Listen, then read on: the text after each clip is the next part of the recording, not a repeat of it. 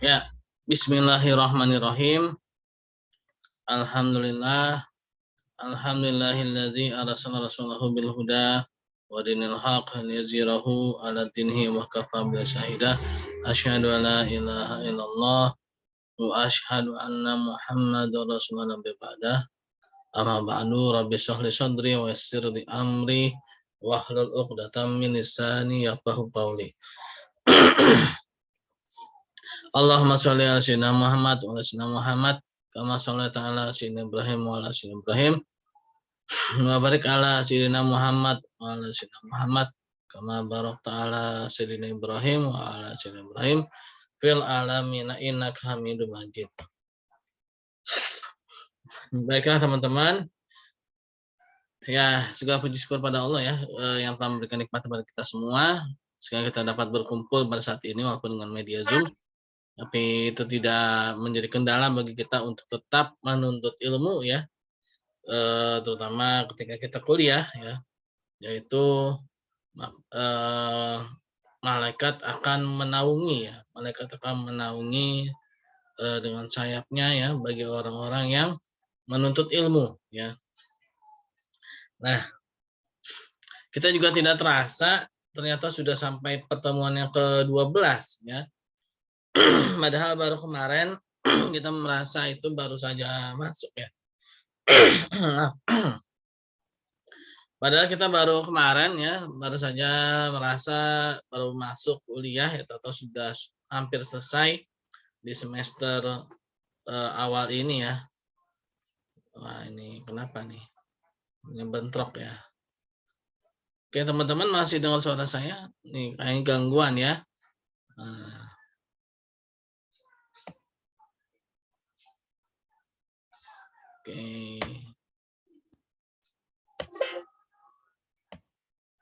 Oke. Gangguan dari PowerPoint. Ya, kita tidak terasa atau sudah mau selesai di semester awal ya, padahal baru kemarin. Dan juga teman-teman juga akan akan merasa cepat ya, tiba-tiba saja sudah mau lulus kuliah gitu. Padahal rasanya tuh baru kemarin daftar sekolah, bahkan mungkin rasanya tuh baru kemarin saya daftar SD ya, atau udah SMP atau udah SMA dan kuliah dan tiba-tiba saja sudah lulus juga gitu kan.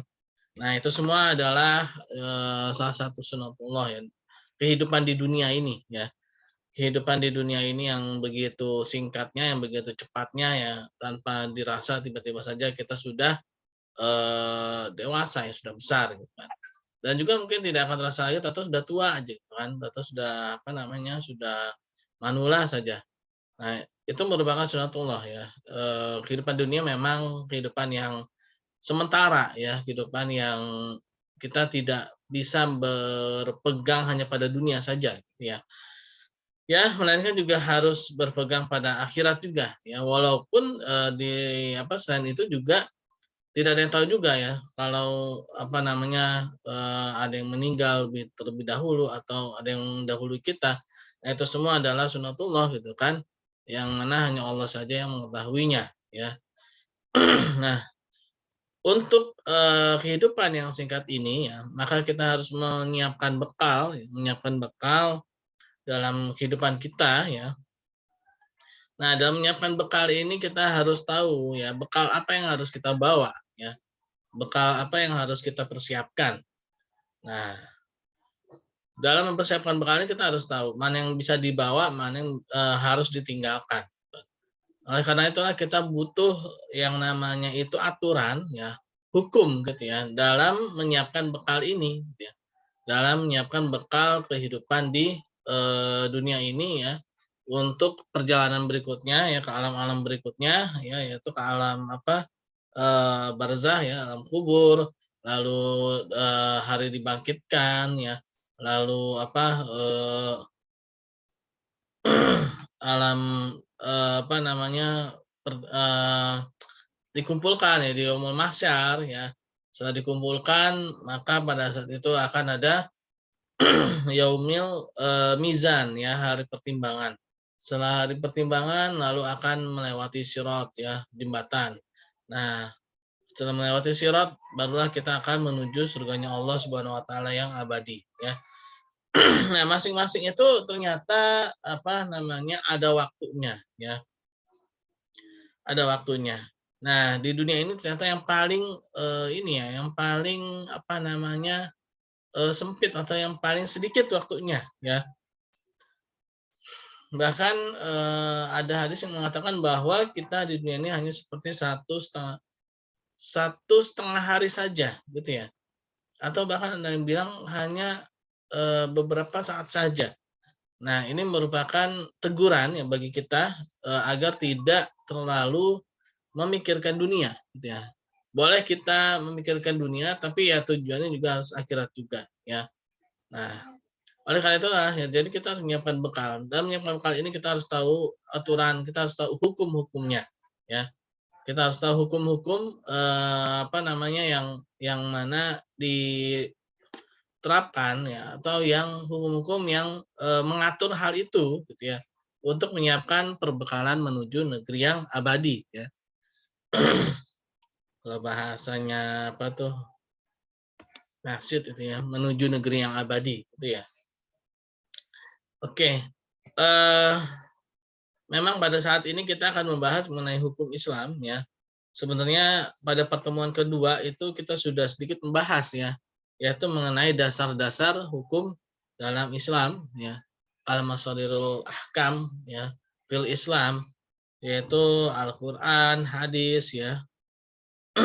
Baiknya saya akan coba share screen ya. Bismillah, semoga tidak ada gangguan lagi ya. Ini dari tadi dia hang-hang terus ya.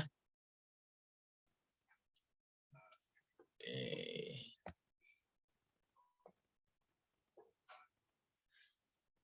Ya,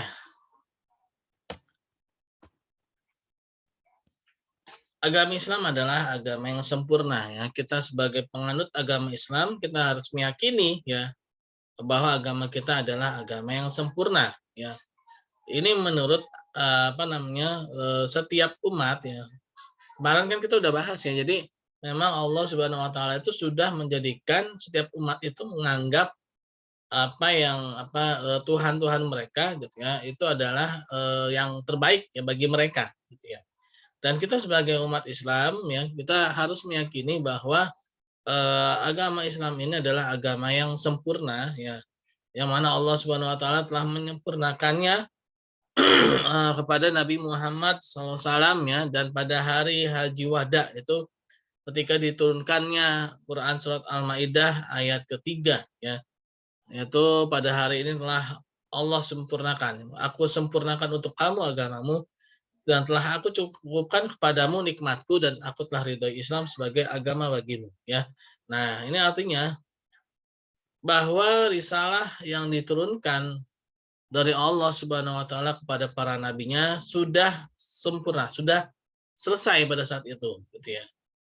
Artinya sudah tidak akan ada lagi nabi, rasul setelah itu ya. Tidak akan ada lagi wahyu-wahyu yang akan diturunkan setelah Nabi Muhammad SAW ya.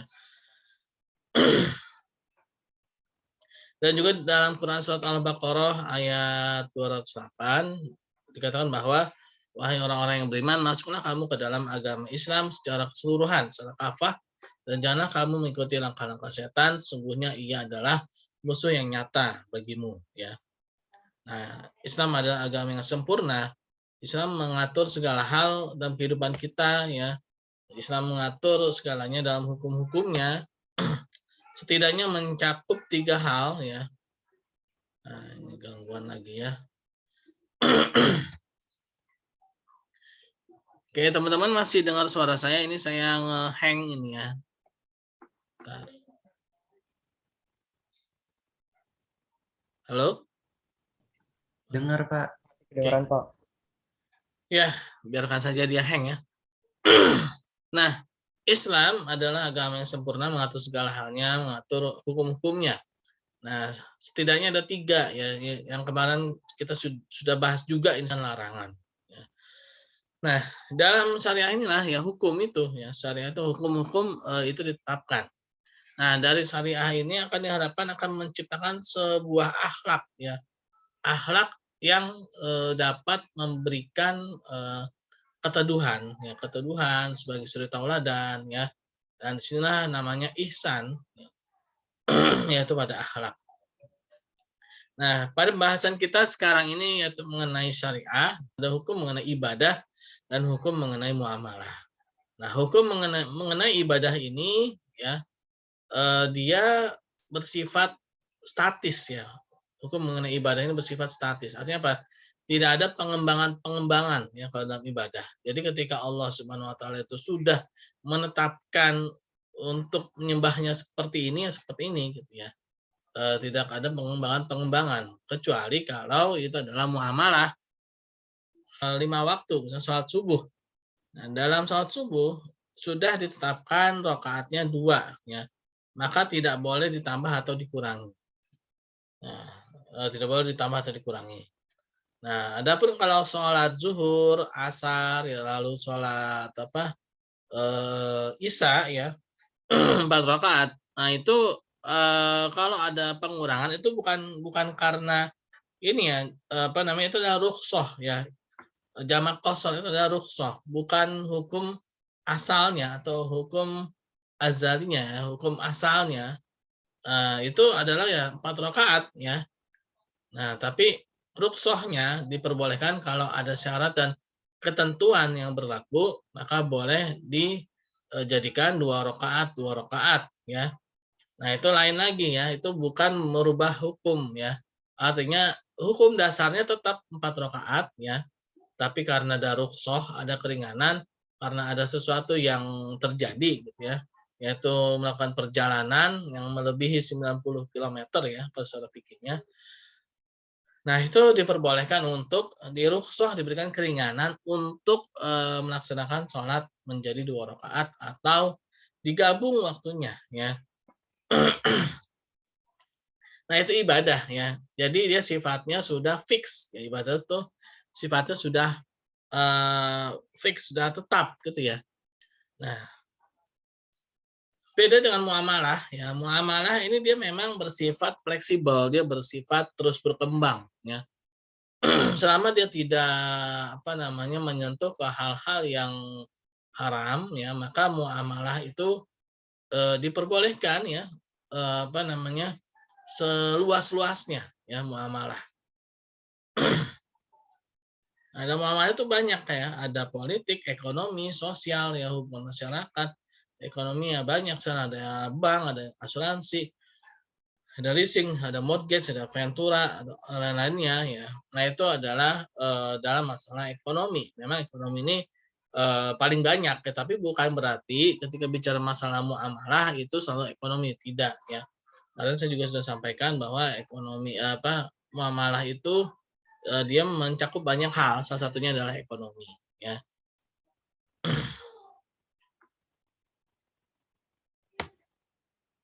Nah, ini kenapa jadi begini ya? Nah, kemarin kita juga sudah bahas ya di pertemuan kedua ini mengenai sumber-sumber dan metode hukum Islam. Yaitu yang pertama adalah Al-Quran dan hadis, itu primer ya. Oh, ada yang mau gabung, pantesan aja hang ya.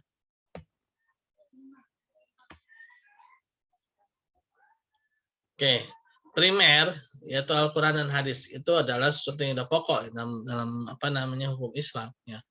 Nah, dalam menjalankan ya, dalam menjawantahkan apa sih istilahnya itu ya, bukan mempraktekkan ya Al-Quran dan hadis ini butuh adanya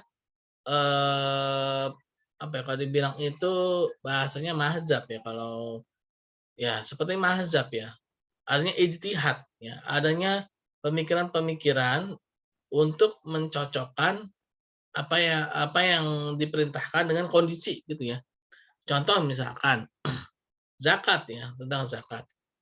Nah, zakat secara sunahnya ya, pada saat awal-awal ya kan, secara sunahnya zakat itu menggunakan kurma ya, karena memang Rasulullah adalah orang Arab ya. Ngomong-ngomong Arab ya, ini saya jadi teringat mengenai Tuhan apa Tuhannya orang Islam apa bukan orang Arab gitu kan. Ya. Nah, ini menarik juga itu ya. Banyak yang terjebak juga ternyata ya. Banyak yang terjebak juga itu ya. Ada perkataan seperti itu. Kalau saya sih kalau dibilang Tuhannya orang Islam itu bukan orang Arab, saya biasa aja. Kenapa? Karena memang Tuhan itu bukan orang Arab ya. Tuhan juga bukan orang Indonesia. Tuhan juga bukan orang Amerika. Karena Tuhan itu memang bukan orang. Gimana sih ya? Aneh ya terkadang ya. Tuhan itu memang bukan orang gitu kan. Tuhan tuh berbeda ya. Tuhan tuh berbeda ya. Apa namanya? Kita tuh tidak memanusiakan tidak memanusiakan Tuhan dan tidak menuhankan manusia ya. Ya. Jadi ya Tuhan itu memang bukan manusia ya. Masa Tuhan itu manusia. Nah, itu ya. Apa namanya? Yang manusia itu ya nabi ya, nabi rasul, itu manusia ya. Itulah orang Arab ya. Nah, kita boleh tersinggung kalau dikatakan nabinya ya, orang Islam itu bukan orang Arab. Nah, itu baru kita boleh tersinggung ya. Nah, karena memang Nabi itu memang orang Arab ya, diturunkan di Jazirah Arab ya, dan keturunan orang Arab ya. Nah, itu ya apa namanya? Nah, tadi ya mengenai zakat ya. Zakat itu kan memang awalnya itu karena Nabi kita adalah orang Arab ya, maka makanannya kurma ya, makanannya kurma. Maka ketika itu ya zakat ya dengan kurma kan, ukuran kurma gitu kan. Nah, lalu bagaimana dengan wilayah-wilayah lain yang mana menggunakan kayak kita beras gitu kan, beras, lalu sagu ya. Nah, apakah ketika adanya perbedaan itu maka hukum menjadi batal? Kan enggak juga gitu kan.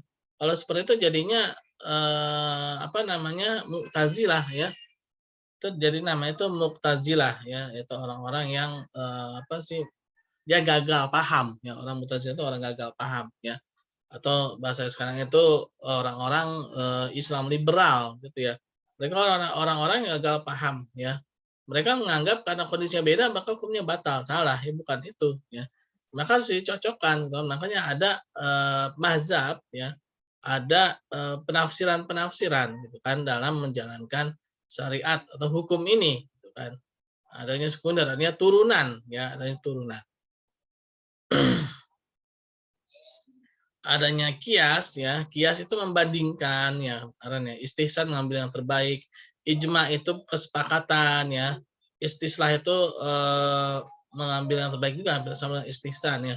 Lalu sadud zari'ah yaitu mencegah apa jalannya satu keburukan itu sama pentingnya seperti mencegah keburukan itu sendiri.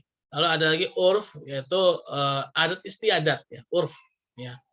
Ada yang mengatakan bahwa urf di sini adalah urfnya penduduk Madinah, ya. Tapi ada juga yang mengatakan urf di sini adalah urf setiap wilayah yang selama tidak bertentangan dengan hukum syariat yang pokok itu Al-Qur'an dan hadis maka itu diperbolehkan, ya. Nah,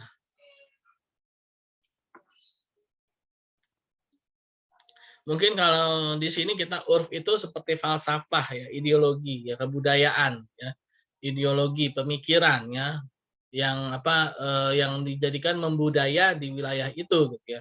Selama tidak bertentangan dengan Al-Qur'an dan hadis ya tidak masalah gitu kan. Ya contoh mungkin kalau kita di sini di Indonesia ini adalah ya Pancasila gitu kan. Nah, tidak masalah kan tidak ada yang bertentangan dari sila-sila yang ada dalam Pancasila itu tidak ada yang bertentangan dengan Al-Qur'an dan hadis. Bahkan bersinergi ya. Kalau kita lihat bahkan itu bersinergi antara Pancasila dengan Islam ya.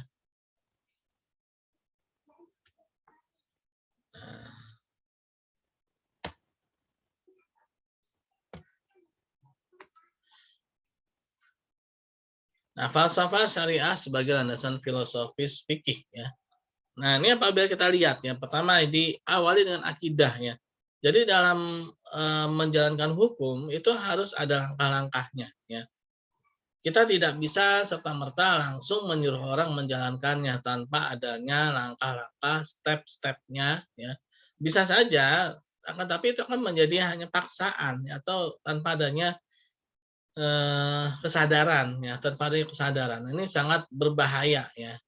Oh, ini bukan ekonomi syariah ya, tapi ini adalah memang syariah secara keseluruhan ya. Kemarin kayaknya belum keedit ini ya. Nah, ini fondasi syariat ya, fondasi syariat, ekonomi syariat ya. Memang ini diambil dari mata kuliah ekonomi syariah. Nah, tapi saya pikir ini sebenarnya cuma ekonomi ya. Ini adalah ya secara keseluruhan ya. Secara keseluruhan memang seperti ini rancang bangunnya syariat itu memang begini ya. Nah, pertama kita lihat akidah ini adalah hal yang paling mendasar, hal yang paling di bawah ya, hal yang paling apa sih namanya tuh fondasi ya, fondasi. Seperti sebuah bangunan ya, ketika bangunan itu ingin kuat, maka dia harus memiliki fondasi yang kuat. Dia harus memiliki akidahnya itu harus kuat. Seorang muslim itu harus memiliki akidah yang kuat ya. Nah, akidah ini letaknya di dalam hati ya, atau kalau berasal di dalam panah. Atau dalam kalau kita lihat ini bahasa apa namanya ideologi negara kita ini Pancasila ini ya, akidah ini adalah ketuhanan yang Maha Esa ya. Sangat sesuai sekali ya. Akidah ini adalah yang sila pertama itu ketuhanan yang Maha Esa ya. Nah, ini cocok banget nih ya. Kemarin pas hari Senin saya juga bilang ini cocok banget nih ya. Lalu syariat dan akhlak ya. Syariah setelah seorang itu memiliki kepercayaan, memiliki rasa percaya gitu, udah percaya nih, saya udah percaya. Nah, maka dia siap untuk dikasih perintah dan larangan ya. Nah, lalu bagaimana ketika orang itu belum percaya ya, dia nggak akan bisa menjalankan perintah dan larangan, dia tidak akan bisa menjalankan aturan hukum yang berlaku karena dia tidak percaya gitu kan. Nah, ini akidah ya. Nah, setelah dia sudah percaya ya, dia sudah percaya, maka dia akan menjalankan perintah dan larangan tersebut ya. Setelah dia menjalankan perintah dan larangan tersebut ya, maka itu kan menjadikan dia sebagai seorang yang mematuhi peraturan ya. Maka akhlaknya akan menjadi bagus gitu ya. Akhlaknya akan menjadi bagus karena dia menjalankan perintah dan larangan tersebut gitu ya. Akhlak yang baik gitu kan. Nah, lagi-lagi saya teringat dengan Pancasila ya. Karena saya juga memang dosen Pancasila ya. Ini istilah kedua ini ya, kemanusiaan yang adil dan beradab ya. Adab itu akhlak ya. Kemanusiaan yang adil dan beradab ya, kemanusiaan. Seorang manusia akan menjadi manusia ketika dia memiliki aturan ya. Ya kan, kemanusiaan ya kan. Seorang manusia akan menjadi manusia ketika dia mentaati peraturan ya. Kalau dia tidak mentaati peraturan ya mohon maaf dia mungkin tidak jauh beda dengan hewan gitu kan. Karena hewan kan nggak punya aturan kan.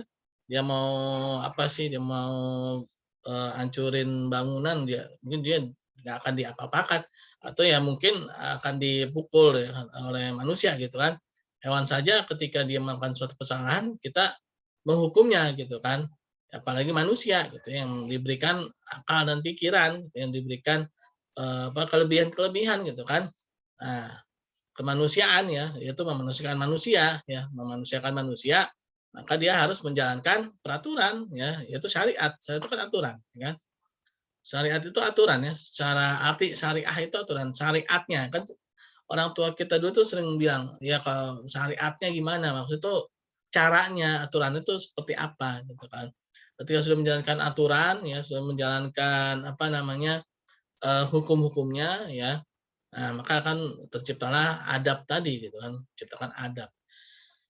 Nah, ketika adabnya itu sudah terbentuk ya, ya akhlak itu terbentuk ya pasti akan saling menjaga, akan saling menjaga. Ketika saling menjaga ya pasti akan apa? Terjalinlah persaudaraan ukhuwah, terjalinlah persatuan Indonesia ya, ukhuwah ya. Nah, ini luar biasa ya.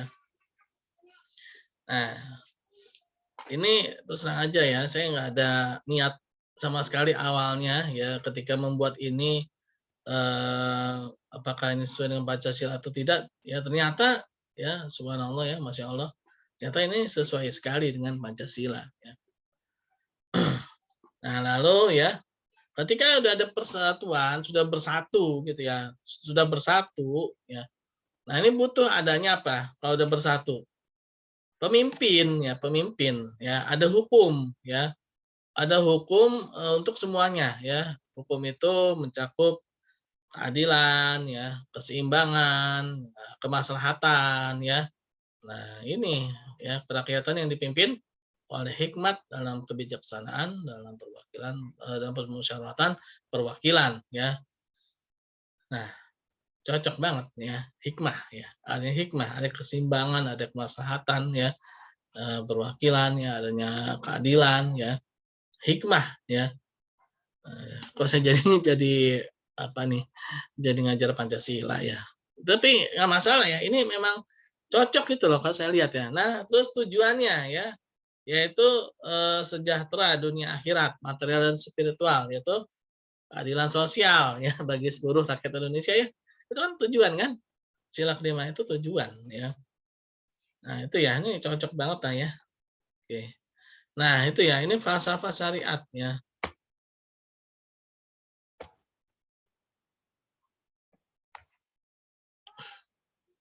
Sistem syariah dan sistem terbaik ciptaan Allah yang harus diikuti ya. Nah, di Quran surat Al-Jasiyah ya, "Tsumma ja'alnaka 'ala syariati minal amri fattabi'uha wa la tattabi'u ahwa alladziina la ya'lamun" ya. Ini Jihan Nabila udah di-admit tapi kok mentang lagi dia. Yang artinya kemudian kami jadikan bagi kamu satu syariat, maka itulah syariat itu. Jangan ikuti hawa nafsu orang-orang yang apa namanya nih, dia memahami syariat tapi dia membelok-belokkan gitu ya. Nah, ya jangan jangan sampai kita begitu orang-orang yang seperti itu ya.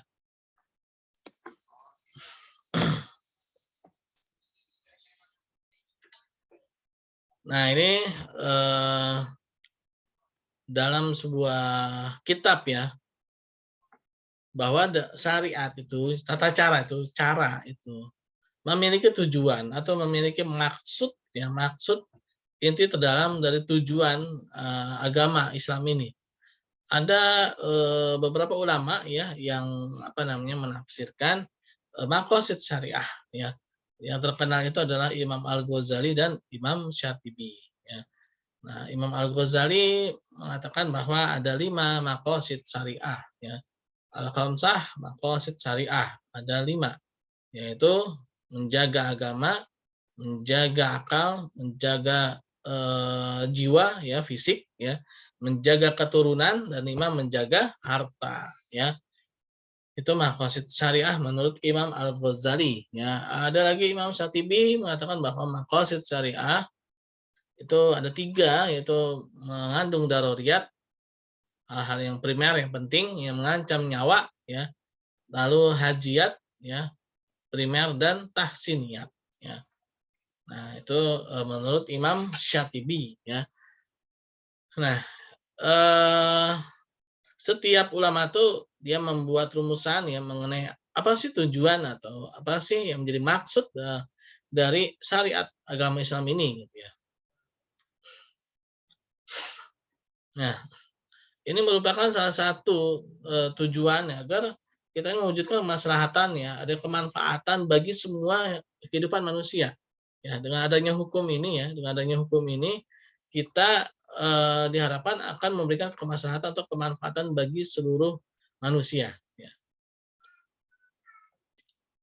Nah, sehingga kita akan mudah mengajak orang lain untuk masuk ke dalam kebaikan ya, untuk menjalankan kebaikan ya. Nah, ini dalam kitab Al-Muamalah fil Islam Abdul Sattar ya, Fatullah Said, halaman 14.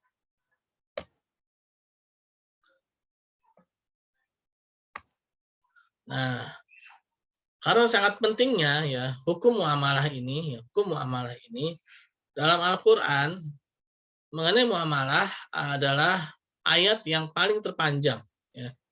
Ayat yang paling terpanjang itu 1 halamannya. Kalau kita lihat Quran pojok ya. Quran pojok tuh Quran yang sekarang ya. Kalau Quran yang dulu itu kan dia bukan Quran pojok ya. Kalau kita lihat yang Quran sekarang ini, Quran pojok ini, dia 1 halaman itu Quran surat Al-Baqarah ayat 282, yaitu mengenai muamalah, itu mengenai utang piutang ya. Apabila kamu dalam satu perjalanan dan kamu melakukan utang piutang, maka catatlah ya dengan ilmu yang Allah Subhanahu wa taala telah ajarkan kepadamu, ya. Dan apabila kamu tidak memiliki ilmu itu, maka datangkanlah saksi-saksi, 2 orang saksi laki-laki. Dan apabila tidak dijumpai, eee, laki-laki, maka 1 orang laki-laki itu setara dengan 2 orang perempuan, ya. Nah, itu ya, itu panjang tuh ya penjelasannya. Artinya apa? Artinya tuh begitu pentingnya ya, begitu pentingnya muamalah. Karena muamalah ini dia akan, apa ya, istilahnya itu menjadi, ganjalan ya kalau nanti di akhirat ya, kalau nanti kita akan masuk surga ya. Ternyata ada orang-orang yang kita zolimi gitu kan. Nah, sehingga orang itu menarik kita tuh ya. Ya Allah, orang ini masih apa namanya, kemarin ngomong saya gitu kan, atau apa, kalau bahasanya itu hadisnya itu orang yang muflis ya, orang yang merugi karena muamalah ya. Kenapa dia merugi? Karena dia di hari akhir nanti dia membawa pahala sholatnya, dia membawa pahala hajinya, dia membawa pahala zakatnya, dan dia mengira bahwa itu akan jadikan dia masuk surga. Ternyata ketika dia mau masuk surga, datanglah orang-orang yang, apa namanya, dizolimi gitu kan. Nah, akhirnya amalnya satu persatu hilang hilang hilang ya, sampai akhirnya ketika amalnya itu habis, maka dosa orang yang dizoliminya itu pindah ke dia ya. Nah, akhirnya yang tadinya mau masuk surga menjadi masuk neraka ya. Nah, itu akibat muamalah ya, akibat dari muamalah.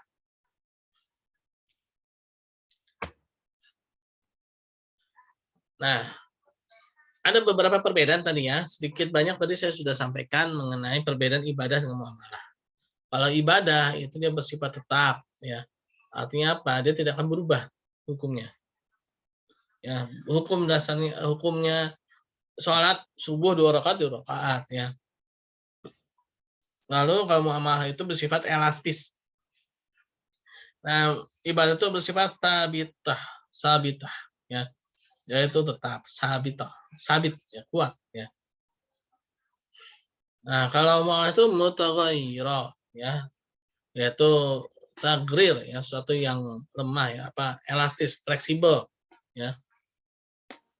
Ibadah bersifat tidak bisa berkembang. Nah, muamalah dia bisa berkembang ya sesuai dengan zaman, tempat, waktu ya, selama tidak melanggar hal-hal yang pokok tadi itu ya. Maka dia diperbolehkan untuk berkembang ya. Lalu ibadah bersifat khusus, eksklusif, sedangkan muamalah bersifat universal, inklusif ya. Nah, inilah salah satu rahmatnya agama Islam ya, ketika hari-hari besar agama Islam itu dijadikan bersifat muamalah ya oleh Allah Subhanahu wa taala. Contoh seperti hari raya Idul Fitri ya. Ketika hari raya Idul Fitri itu bersifat muamalah, dia bersifat universal ya, setiap orang diperbolehkan untuk mengucapkan mohon maaf lahir dan batin selamat hari raya Idul Fitri ya. Teman-teman, ini nanti kalau misalnya kita putus, kita nyambung lagi dengan link yang sama ya. Dengan link yang sama. Nah, jadi jangan lagi ada pertanyaan di grup, Pak, linknya sama apa beda? Nah, itu berarti dia tidak memperhatikan ya. Kalau yang nanya kayak gitu ya. Oke. Ya tadi ya, jadi apa namanya, ibadah ya, apa, hari besar ya agama Islam ya, itu ada yang bersifat muamalahnya itu dia lebih mendominasi ya. Walaupun ada yang bersifat ibadahnya itu sholat Idul Fitri gitu ya. Kan tapi yang muamalah itu lebih mendominasi yaitu saling bermaafan gitu kan. Saling bermaafan, saling apa, mengucap